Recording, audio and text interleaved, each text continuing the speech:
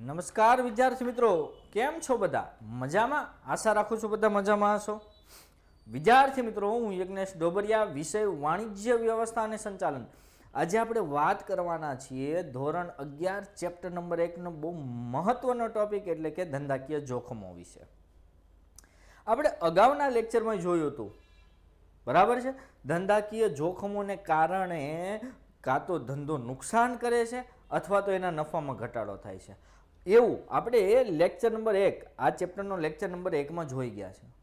તો lecture number 1 તમે જોયો કે નહીં? જોયો છે? ના જોયો તો જોઈ લેજો, લિંક ડિસ્ક્રિપ્શન બોક્સમાં જ છે. ઓકે, તો જોખમો આપણે જોયું કે ભાઈ ધંધાકીય ધંધો કરો છો તો જોખમ તો છે જ, રિસ્ક તો છે જ. તો આ જોખમો કયા કયા છે એની વાત કરીએ આપણે. ભવિષ્યના અમુક અનિશ્ચિત બનાવો ધંધાને નફાને અસર કરતા હોય છે, બરાબર છે. એટલા માટે જ કહી શકાય કે ભાઈ જોખમોમાંથી બચીને, જોખમો સામે લડીને જે પણ કાંઈ વળતર મેળવો છો એ તમારો નફો છે, બરાબર. જોખમો સામેનું વળતર એટલે નફો. ધંધામાં બે પ્રકારના જોખમો છે, એક તો કુદરતી જોખમો અને બીજા માનવ સર્જિત જોખમો. હવે કુદરતી જોખમો અને માનવ સર્જિત જોખમો વિશે ઓલરેડી આપણે ચર્ચા કરી ગયા છે કે ભાઈ કયા કુદરતી જોખમો કહેવાય અને કયા માનવ સર્જિત જોખમો કહેવાય. ફરી એકવાર રિપીટ કરીએ, કુદરતી જોખમો કયા કે જે ધંધાના નફાને અસર કરે છે, ધંધાના અસ્તિત્વને અસર કરે છે. તો કુદરતી જોખમોમાં સૌથી પહેલાં તો ધરતીકંપ છે, પૂર છે, વાવાઝોડું છે, બરાબર છે, સુનામી છે. આ બધા કુદરતી જોખમો છે.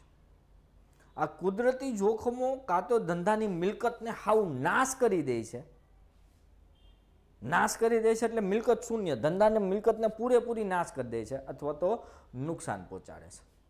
અને આ જોખમો એવા છે કે જેની ઉપર ધંધાનો તો કોઈ પણ જાતનો અંકુશ પણ નથી હોતો, બરાબર છે. કુદરત છે ભાઈ, કુદરત ઉપર કોઈનો અંકુશ હોતો નથી. એક એક્ઝામ્પલ આપું, કોઈ માણસ એક સરસ મજાનો ધંધો આખો બિઝનેસ ડેવલપ કરી દે છે, બરાબર. આખા યંત્રો, મશીન, સાધન સામગ્રી બધું જ લાવી દીધું અને સુનામીના કારણે આખી એની જે ફેક્ટરી છે, બરાબર છે, એ ફેક્ટરી ઉપર પાણી ફરી વળે છે અને જ્યારે પાણી દૂર થાય જોવે છે તો ખાલી ફેક્ટરીનું ખોખું જ વધે છે. અંદર જે પણ કંઈ મશીનરી ને કાચો માલ ને સાધન સામગ્રી નથી બધું જ પાણી સાથે જતું રહે છે. તો આખી મિલકત શું પામી ગઈ? નાશ પામી ગઈ, શૂન્ય થઈ ગઈ. આ એક જોખમ છે. તો ભાઈ આ કુદરતી જોખમો એવા છે જે ધંધાની મિલકતોને નાશ કરે છે અથવા તો મિલકતોને મોટા પાયા પર નુકસાન પહોંચાડે છે. આ તો વાત થઈ કુદરતી જોખમોની, બરાબર. આ કુદરતી જોખમો તો ઘણા બધા હોય છે. પૂરને કારણે ઘણીવાર નુકસાન થતું હોય, કાં વાવાઝોડાને કારણે. હમણાં જ તે ટોકટે વાવાઝોડું આવ્યું હતું ને સૌરાષ્ટ્રમાં તમે જુઓ તો કે કેરીનો બિઝનેસ કરતા હતા, જેની પાસે કેરીના બગીચાઓ હતા, બરાબર, આંબાઓ હતા, એ લોકોને તમે જુઓ તો કેવડું નુકસાન થયું હતું. નારિયેળીનો ધંધો કરતા હતા, બરાબર, નારિયેળનો ધંધો કરતા હતા તો એ ટોકટે વાવાઝોડાને કારણે નારિયેળીઓ પડી ગઈ, કેવડું નુકસાન ગયું. તો આ કુદરતી જોખમોને કારણે થયું નુકસાન. હવે માનવ સર્જિત જોખમો છે, બરાબર. માનવ સર્જિત જોખમોને કારણે પણ નુકસાન થતું હોય છે, ધંધાને નુકસાન સહન કરવું પડે. ફોર એક્ઝામ્પલ, કર્મચારી હડતાલ કરે, હમારી માંગે પૂરી કરો, હમારી માંગે પૂરી કરો, KGF 2 देखने के लिए हमें रजा दो, रजा दो, इतना हम आंदोलन करे. તો ભાઈ કર્મચારી ફોર એક્ઝામ્પલ 5 દિવસ હડતાલ કરે છે તો 5 દિવસ ધંધાનું પ્રોડક્શન, કામકાજ બંધ રહ્યું, ધંધાને શું થવાનું છે? નુકસાન થવાનું. તો આ કયા જોખમ છે? માનવ સર્જિત જોખમ. તો માનવ સર્જિત જોખમમાં કયા આવે? કર્મચારીની હડતાલ, ટેકનોલોજીમાં પરિવર્તન, ગ્રાહકોની રુચિ, પસંદગી, ફેશન, ટેવ એમાં ફેરફાર થાય, રાજકીય અસ્થિરતા એટલે કે અત્યારે તમે જોઈ રહ્યા છો કે શ્રીલંકામાં રાજકીય અસ્થિરતા છે, પાકિસ્તાનમાં રાજકીય અસ્થિરતા છે. તો રાજકીય અસ્થિરતા કહેવાય, સરકાર ક્યારે ઉથલી જાય નક્કી નહીં, કોણ નવો PM આવી જાય નક્કી નહીં. રાજકીય અસ્થિરતા, બજારમાં હરીફાઈનું જોખમ, આ બધા માનવ સર્જિત જોખમો છે. હવે કુદરતી જોખમો એવા છે જેની ઉપર ધંધાનો કોઈ અંકુશ નથી. ભાઈ ધંધો ધારે ત્યારે પૂર લાવે ને ધારે ત્યારે પૂરને અટકાઈ હગે એવું નથી થવાનું. એટલે કુદરતી જોખમો સામે તો કોઈનો અંકુશ નથી, જ્યારે માનવ સર્જિત જોખમો સામે ધંધાનો અંકુશ હોતો હોય છે. ચાલો તો ધંધાકીય જોખમોના કારણો વિશે આપણે ચર્ચા કરીએ. પરીક્ષામાં પ્રશ્ન આપને 3 ગુણ અથવા તો 5 ગુણમાં પૂછાતો હોય છે. ચાલો ધંધાકીય જોખમો કોને કહેવાય એની આપણે વાત કરીએ. ધંધાકીય જોખમોના કારણો, બરાબર છે, રીઝન, શા માટે આ જોખમો ઉદ્ભવે છે. પહેલું, ટેકનોલોજીમાં ફેરફાર. ધંધાકીય જોખમમાં મહત્વનું જોખમ છે ટેકનોલોજીમાં ફેરફાર. હવે આપણે બધાને ખબર છે ટેકનોલોજીમાં નવી નવી શોધખોળ થતી જ રહે છે, અવારનવાર થતી હોય છે. ટેકનોલોજીમાં અવારનવાર નવી શોધખોળ થતી હોય છે. જૂની ટેકનોલોજીની જગ્યાએ નવી ટેકનોલોજી આવે, સંશોધન ચાલુ જ હોય છે. તમે જોજો, કોઈ એકને એક ટેકનોલોજી લાંબો સમય સુધી રહે એવું નથી હોતું.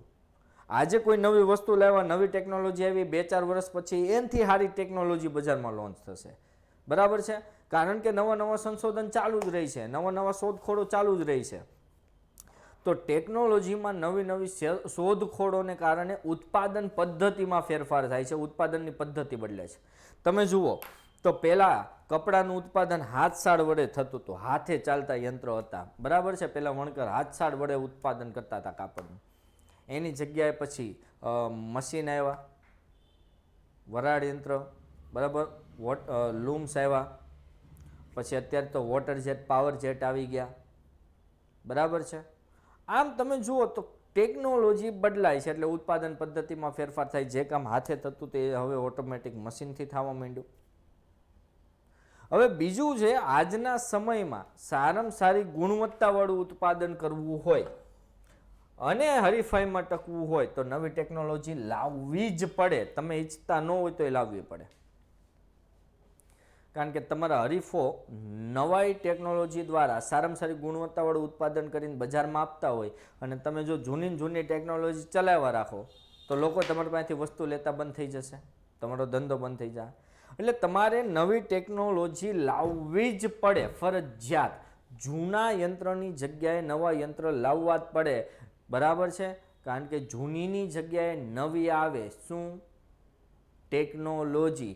જૂની ટેકનોલોજીની જગ્યાએ નવી ટેકનોલોજી આવે એટલે ધંધાએ ફરજિયાત નવી ટેકનોલોજી અપનાવવી પડે, નવી ટેકનોલોજીના યંત્ર સાધન સામગ્રી ખરીદવા પડે, ધંધાને ખર્ચ થવાનો. જૂના યંત્ર જે ઓલરેડી હજુ ચાલે છે છતાંય બદલી નાખવા પડશે એટલે ધંધાને થોડું ઘણું નુકસાન સહન કરવું પડશે, બરાબર. તો આ ટેકનોલોજીમાં ફેરફાર એ પણ ધંધાકીય એકમમાં જોખમ લાવે છે. બીજું, વૈકલ્પિક પેદાશોનો ભય. તો વૈકલ્પિક પેદાશ કોને કહેવાય? તો કે કોઈ એક પેદાશની જગ્યાએ બીજી પેદાશ વાપરી શકાતી હોય, બરાબર છે, એટલે કે એક પેદાશના વિકલ્પમાં બીજી પેદાશનો ઉપયોગ થઈ શકતો હોય તો એને વૈકલ્પિક પેદાશ કહેવાય. હવે ટેકનોલોજીમાં તમને ખબર છે સતત ફેરફાર થઈ રહ્યો છે, ટેકનોલોજી સતત બદલી રહી છે અને ટેકનોલોજીમાં સતત ફેરફાર થઈ રહ્યો છે એટલે ગ્રાહકો વૈકલ્પિક પેદાશો તરફ વળવાના છે, એ ગેરંટીની વાત છે. વળશે કે નહીં વળે? બરાબર. ટેકનોલોજી બદલે એટલે વિકલ્પો આવે. એક વસ્તુ યાદ રાખજો, હંમેશા અપડેટ રહેવાનું સમય સાથે. કોઈ પણ બિઝનેસ, કોઈ પણ ધંધો, કોઈ પણ નોકરી કરતા હશો, સમયની સાથે અપડેટ નહીં લો ને, બરાબર, તો લોકો તમારા વિકલ્પો શોધવાનું ચાલુ કરી દેશે કે આ માણસ જૂનો થઈ ગયો છે, આને આપણી ટેકનોલોજી, સમય સાથે ટેકનોલોજીનું જ્ઞાન નથી, આને બદલીને નવો લાવો. તો લોકો તમારા વિકલ્પો ન શોધે ને એટલા માટે અપડેટ રહેવું આ એક લાઈફ લેસન છે, બરાબર. બાકી ભણવાનું તો આપણે ભણતા જ રહેવાના છીએ. તો ટેકનોલોજીમાં ફેરફાર થયો એટલે ગ્રાહકો વૈકલ્પિક પેદાશ તરફ વળ્યા છે, વિકલ્પો તરફ વળ્યા છે. દાખલા તરીકે પહેલાં ફાઉન્ટેન પેન હતી, સાંઈવાળી, સાંઈ પૂરવાની ફાઉન્ટેન પેન, બરાબર છે. એ ફાઉન્ટેન પેનની જગ્યાએ હવે બોલ પેન આવી ગઈ, ઓલરેડી અંદર રિફિલ આવે, સ્મૂથલી લખ્યા જ કરો ને. તાંબા પિત્તળના વાસણો હતા એની જગ્યાએ સ્ટીલના, હવે તો ફાઈબરના વાસણો આવી ગયા. રેડિયોની જગ્યાએ હવે ટેલિવિઝન આવી ગયું. એટલે કે ટેકનોલોજીની સાથે સાથે વિકલ્પો પણ આવવા માંડ્યા છે.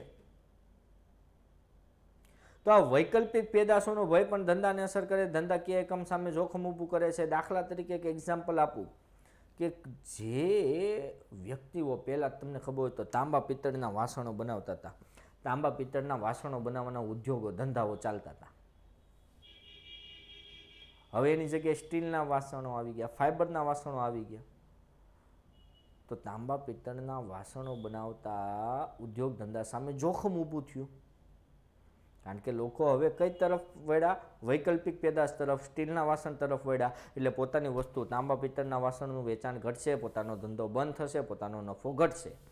ઓકે, આવું જ તે રેડિયો અને ટેલિવિઝનનું છે કે પહેલાં એક સમય તમે જોવા જાઓ તો મનોરંજનનું એક મુખ્ય સાધન રેડિયો હતું. હતું કે નહોતું? મનોરંજનનું મુખ્ય સાધન રેડિયો હતું કે જેની પાસે રેડિયો હોય પહેલાંના સમયમાં ઓહો કહેવાતું, ઓહ હે એની ઘરે તો રેડિયો છે, રેડિયો. અને આજે જુઓ રેડિયોની જગ્યાએ ટીવી આવી ગયું.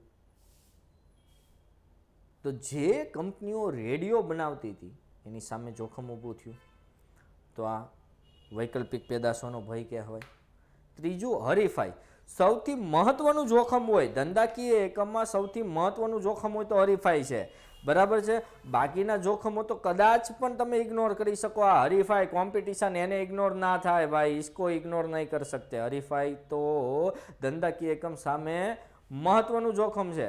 જોજો, હરીફાઈની પ્રત્યક્ષ એટલે સીધી અસર નફા ઉપર થાય છે. ચાલો હું તમને કહું, હરીફાઈ વધે, ફોર એક્ઝામ્પલ હરીફાઈ વધે છે, બરાબર, તો નફામાં શું થશે? નફા પર શું અસર થશે? એનો જવાબ તમારે કોમેન્ટ બોક્સમાં આપવાનો છે.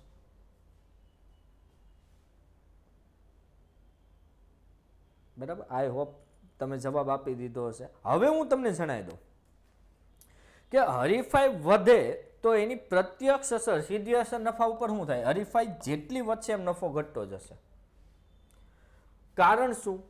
કે કોઈ પણ વેપારી બજારમાં પોતાનું સ્થાન ટકાવી રાખવા માટે, પોતાનો ધંધાને ટકાવી રાખવા માટે, હરીફાઈનો સામનો કરવા માટે એક તો વેચાણ કિંમત ઘટાડશે અને હરીફાઈમાં ટકવા માટે જાહેરાતનો ખર્ચો કરશે. આમ એક બાજુ જાહેરાતનો ખર્ચો વધતો જાય છે, વેચાણ કિંમતમાં ઘટાડો કરવો પડે છે, તો ઓબ્વિયસલી ખર્ચ વધ્યો, નફો ઘટ્યો.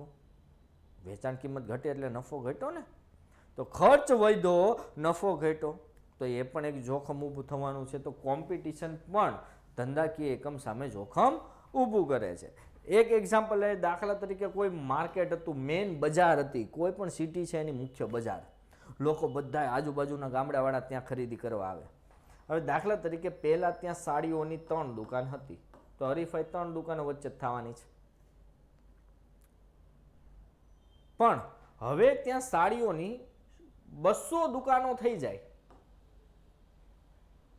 તો કોમ્પિટિશન વધી ગઈ, 200 દુકાનો થઈ ગઈ. હવે આ 200 દુકાનો થઈ ગઈ છે તો બધાય વેપારી એકબીજા સામે ટકવા માટે, એકબીજાને ટક્કર આપવા માટે, પોતાનો નફો વધારવા માટે શું કરશે? જાહેરાત કરશે, પેમ્પલેટ વેચશે, બોર્ડ બેનર બનાવશે, જાહેરાત કરશે. 100%ની વાત છે, હા કે ના? તો એક તો જાહેરાતનો ખર્ચો કરવાનો, બીજું પોતાની કિંમત ઘટાડવી પડે, કારણ કે હરીફાઈમાં ટકી રહેવું છે. 200 દુકાનો થઈ ગઈ, પહેલાં 3 દુકાન હતી, મન ફાવે એટલો ભાવ લેવાના હતા, કારણ કે ગ્રાહક જશે ક્યાં ભાઈ, આવવાનો તો આપણી પાસે જ છે. હવે શું થયું? હવે યાર 200 દુકાનો છે ને ભાઈ, આપણે જો કિંમત વધુ લેવું તો ગ્રાહક બીજી દુકાનેથી વસ્તુ લઈ આવશે, એટલે ભાવ પણ ઘટાડવાનો અને ખર્ચ પણ જાહેરાતનો કરવાનો. શું ઊભું થાય છે? એક જોખમ ઊભું થાય છે ધંધા સામે. તો હરીફાઈ પણ એક મહત્વનું જોખમ છે ધંધાનું. ક્લિયર? ચોથું, કાયદા. કાયદા સરકાર ઘડે, પ્રદૂષણ માટેના કાયદા ઘડે, કામદારો માટેના, ઉદ્યોગ માટેના, આ બધા માટે કાયદા ઘડે. અને કાયદા પણ ધંધાકીય એકમ માટે બહુ મોટું જોખમ ઊભું કરતા હોય છે. દાખલા તરીકે લઘુત્તમ વેતન ધારો. સરકાર લઘુત્તમ વેતન ધારો ઘડે કે ભાઈ હવે દરેક કર્મચારીને રોજનું 400 રૂપિયા તો લઘુત્તમ વેતન આપવાનું જ. 400 કરતાં વધારે ગમે એટલું આપો એનો કોઈ મતલબ નથી, પણ 400 તો મિનિમમ આપવાનું. તો ધંધાકીય એકમ સામે જોખમ ઊભું થયું કે નહીં? ઓ હેલા 400 રૂપિયા વેતન આપવાનું થાય. ધંધાકીય એકમને જોખમ નડશે કે નહીં? કારખાના ધારો, ફોર એક્ઝામ્પલ, સરકાર કારખાના ધારો બનાવે કે ભાઈ કારખાનામાં મજૂરોને અથવા કારખાનામાં કામદારોને હવા ઉજાસની પૂરતી સગવડ મળવી જોઈએ અને લંચ માટેની એક અલગ જગ્યા મળવી જોઈએ. આવા કાયદાઓ બનાવે તો ધંધાકીય એકમે એ બધી સુવિધાઓ પાછળ ખર્ચો કરવો પડશે, એક જોખમ ઊભું થશે. ત્રીજું એક એક્ઝામ્પલ આપું, હમણાં જીએસટી આવ્યું. હમણાં એટલે તો ઘણો સમય થઈ ગયો છો કે. તો જીએસટી એવું, તો જીએસટીને કારણે ઘણા બધા વેપારીઓને તમે કહેતા સાંભળ્યા હશે, ભાઈ અમારો ધંધો આમ થઈ ગયો, અમારો ધંધો બરબાદ થઈ ગયો, આમ થઈ ગયો, તેમ થઈ ગયો. તો એ પણ ધંધાકીય એકમનું જોખમ છે. તો કાયદા પણ ધંધાકીય એકમમાં જોખમ ઊભું કરતા હોય છે. 4 મુદ્દા, 4 જોખમો જોયા આપણે. પાંચમું, માંગની અનિશ્ચિતતા. જો માંગની અનિશ્ચિતતા ધંધાકીય એકમ સામે બહુ મોટું જોખમ છે. ભાઈ માંગ એક સરખી જ રહેશે એવું જરૂરી નથી. ભાઈ માંગ વધે પણ ખરી, માંગ ઘટે પણ ખરી. માંગને ઘણા બધા અસર કરે છે પરિબળો, બરાબર. માંગને અસર કરતા પરિબળો ઘણા બધા છે. પેલું ગ્રાહકની આવક માંગને અસર કરે. ગ્રાહકની આવક વધશે તો માંગ વધશે, ગ્રાહકની આવક ઘટે તો માંગ ઘટે. આ માંગને અસર કરતું પહેલું પરિબળ. ગ્રાહકની રુચિ કે પસંદગી. દાખલા તરીકે તમે જે વસ્તુ વેચો છો એ ગ્રાહકને પસંદ છે કે નહીં, ગ્રાહકને એમાં રુચિ છે કે નહીં. જો હશે તો તમારી વસ્તુની માંગ વધશે. તમારી વસ્તુમાં ગ્રાહકને રુચિ નહીં હોય, ઇન્ટરેસ્ટ નહીં હોય તો માંગ ઘટશે. કિંમતમાં ફેરફાર પણ માંગને અસર કરે. કિંમત વધી જાય તો માંગ ઘટી જાય, કિંમત ઘટશે તો માંગ વધશે. આ બધાય માંગને અનિશ્ચિત બનાવે છે, બરાબર છે. કઈ કઈ પરિબળો? ગ્રાહકની આવક, ગ્રાહકની રુચિ, ગ્રાહકને વસ્તુની કિંમતમાં ફેરફાર, ફુગાવો, આ બધી બાબતો માંગને અસર કરે છે. હવે આ બધી બાબતો માંગને અસર કરે છે. જો આ બધી બાબતો અનુકૂળ હશે તો તમારી માંગ વધશે, અને માંગ વધશે તો નફો વધશે, બરાબર. આમ નફા ઉપર અનુકૂળ અસર પહોંચાડશે. પણ જો આ બધી બાબતો તમારા ધંધા માટે પ્રતિકૂળ થઈ તો નફો ઘટશે, અને નફો ઘટશે તો શું થશે? સોરી, આ બધી બાબતો પ્રતિકૂળ થઈ તો તમારી માંગ ઘટશે, અને માંગ ઘટશે તો નફો ઘટશે. આ માંગની અનિશ્ચિતતા પણ નફાને અસર કરે છે. ઓકે. છઠ્ઠું, ભૌતિક જોખમ. મિલકતને જે નુકસાન થાય છે એ ભૌતિક જોખમ કહેવાય. મિલકતોને થતું નુકસાન, બરાબર. દાખલા તરીકે કોઈ યંત્ર સાધન કામ કરતું બંધ થઈ જાય, ખરાબ થઈ જાય. તમે કોઈ કાચનું મોટું યંત્ર લાવી રહ્યા છો, અથવા તો કોઈ તૂટી જાય, જલ્દીથી તૂટી જાય એવી વસ્તુ લાવી રહ્યા છો, અને ટ્રકવાળાએ ટક્કર મારી અને વસ્તુ તૂટી ગઈ. કયું જોખમ ઊભું થવાનું છે? ભૌતિક જોખમ ઊભું થવાનું છે. તો ભૌતિક જોખમમાં કઈ કઈ વસ્તુ આવે? વસ્તુ તૂટી જાય, ફૂટી જાય, હળી જાય, બળી જાય, આ બધું ફાટી જાય, આ બધા ભૌતિક જોખમો છે. તો આ ભૌતિક જોખમો પણ ધંધાકીય એકમને અસર કરતા હોય છે. તો ટોટલ 6 પ્રકારના જોખમો છે, બરાબર. 6 કારણો છે જે ધંધાકીય એકમને અસર કરે છે. આ 6 પ્રકારના જોખમો પણ કહી શકીએ જે ધંધાકીય એકમને અસર કરે. આમ ધંધાકીય જોખમના પ્રકારો કેટલા જોઈએ આપણે? 2. કુદરતી જોખમો, માનવ સર્જિત જોખમો. પરીક્ષામાં આપણે 2 માર્ક્સમાં પ્રશ્ન પણ પૂછી શકાય. ધંધાકીય એકમને અસર કરતા માનવ સર્જિત જોખમો વિશે પરિચય આપો, કુદરતી જોખમો વિશે પરિચય આપો, એવું પણ આપણે પૂછી શકાય. અથવા ધંધાકીય જોખમોના કારણો. આ પ્રશ્ન પરીક્ષામાં તમને 3 માર્ક્સમાં પૂછી શકાય છે. તો કેટલા કારણો છે? ટોટલ 6 કારણો છે, બરાબર.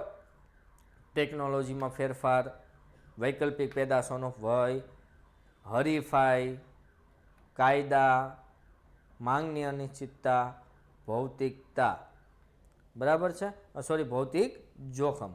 તો આ બધા જ પરિબળો ધંધાકીય એકમને અથવા એના નફાને અસર કરતા હોય છે. તો વિદ્યાર્થી મિત્રો, આ સેશનમાં આપણે આટલું જ જોઈશું. જો લેક્ચર આપણો ગમ્યો હોય તો લાઈક કરી દેવાનું, શેર કરી દેવાનું, અને હા, ચેનલને સબસ્ક્રાઈબ કરવાનું ભૂલવાનું નથી. Thank you. Have a good day.